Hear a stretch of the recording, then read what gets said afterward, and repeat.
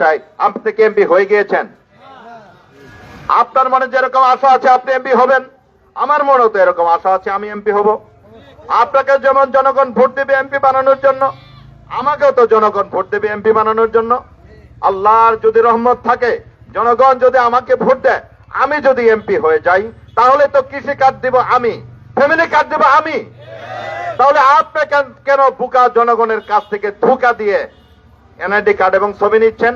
কে অধিকার আপনাকে দিয়েছে এটা? আপনাদের বিবেক আছে, আপনাদের বিবেক কাছে আমি এই প্রশ্ন করে গেলাম। আমি আরো একটা কথা বলি, শ্রীবর্দী জিনাইগাতিতে আমার প্রতিদ্বন্দ্বী প্রার্থী ধরে নিলাম 10,000 এনআইডি কার্ড এবং ছবি নিয়েছে, ধরে নিলাম নিচ্ছে কিনা।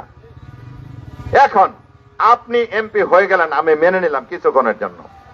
আপনি এমপি হওয়ার পর আপনাকে যদি সরকারিভাবে ফ্যামিলি কার্ড দেয়া হয় 500, তাহলে 9,500 লোকের সাথে আপনি প্রতারণা করলেন কিনা? 9,500 লোককে আপনি যে প্রতিশ্রুতি দিচ্ছেন ফ্যামিলি কার্ড দিবেন, আপনি তো দিতে পারলেন না, তাহলে এটা মিথ্যা প্রতিশ্রুতি দিলেন কিনা?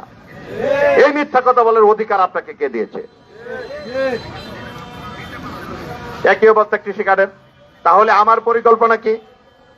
আমিও তো ইচ্ছা করলে আপনাদের কাছে এনআইডি কার্ড নিতে পারি, ছবি নিতে পারি, কারণ এমপি তো আমার হওয়ার ইচ্ছা আছে, আমি হয়েও যেতে পারি, পারি না?